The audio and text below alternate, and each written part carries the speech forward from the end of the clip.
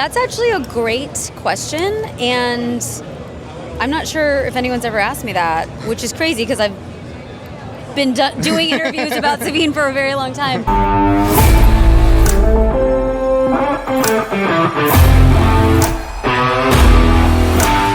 Welcome to the Legacy of Nerd. My name is Daniel, and I'm here at NostalgiaCon Houston. I'm here with the amazing, legendary Tiya Sircar. How are you doing? Thank you so much. I'm doing great. I'm happy to be here.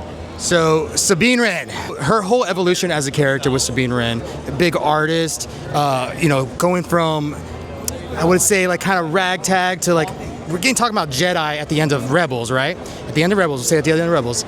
What was it like for you going on that emotional journey with the character?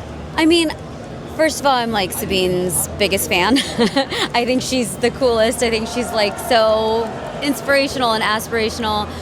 I kind of love, like, we meet Sabine at the beginning of Rebels when she's only 16, but like you almost don't, I almost kind of forget how young she was because she was so smart and capable and independent and feisty and, you know, didn't rely on others. That's kind of where she started. And then of course, like, we see the growth over the course of 4 seasons where she really starts to allow herself to be more vulnerable with her found family, which I think is such an important lesson for all of us.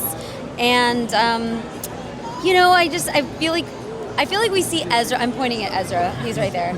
Taylor. I feel like we see Ezra grow up, literally like grow up, because he's just a kid and then he becomes kind of a young man. Whereas Sabine, like, she was already so mature and capable, but we just see her allow herself to be more vulnerable with the people that she cares about most, which I think is just like a lesson for all of us, you know? Well, not only that, like, she's really strong when she goes back to Mandalore and she's having to reacquaint herself with her family and everything that's going on with there.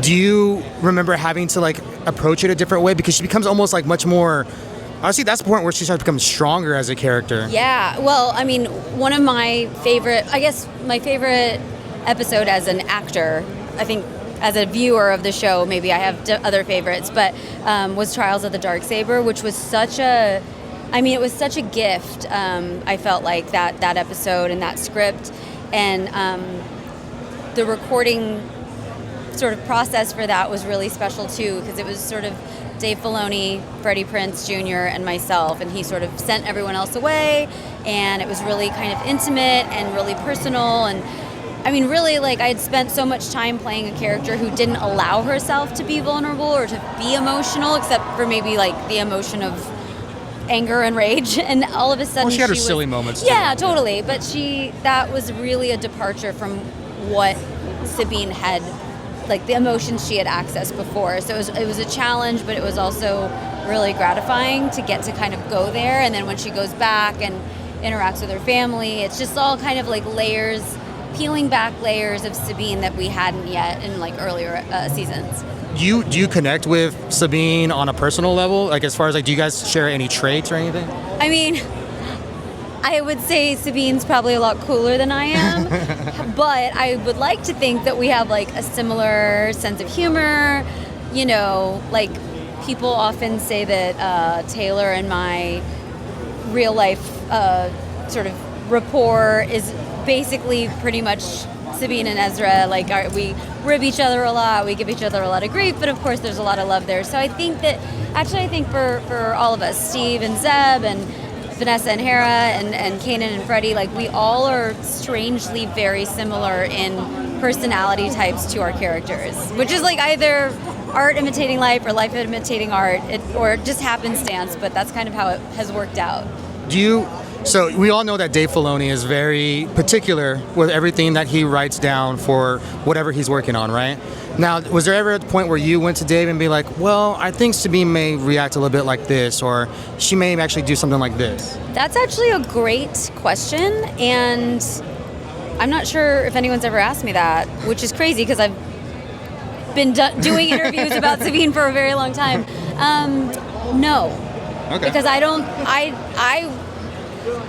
feel such a kinship with the character and have for a very, very, from the jump, but I don't think I would ever think that I know better anything about Star Wars better than Dave Filoni. Okay. So, he was very, very, like, collaborative and was always open to ideas.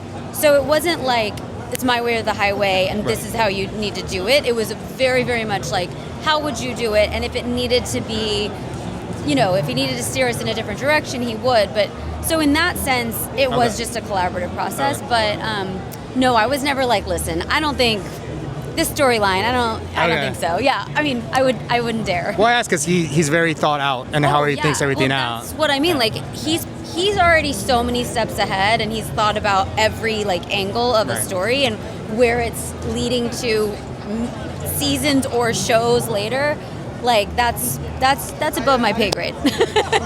So I feel like, especially when she was trained with the Darksaber, right? Like they were kind of leaning like, this is possible, right? Like Kanan was very like, Sabine, you are not connected to the Force like we are, but we're going to try and do this.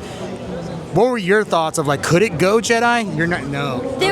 No, but any one of these people that says like, oh, I kind of thought, no, that's like saying you knew what the end of The Sixth Sense was. No, you didn't. You didn't.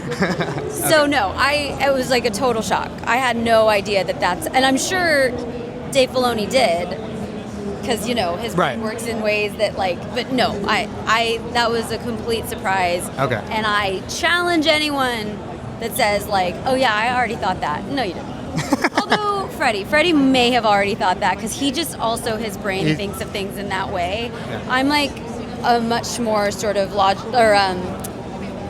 I see what's on the page. I know my storyline, my character's background, and I'm not thinking of ahead, further down the line if that's something that's possible. But we never talked about that. It was never discussed. Okay. Now, you guys are doing a podcast now, you said, right? Yeah, we're doing a podcast. It's called Pod of Rebellion.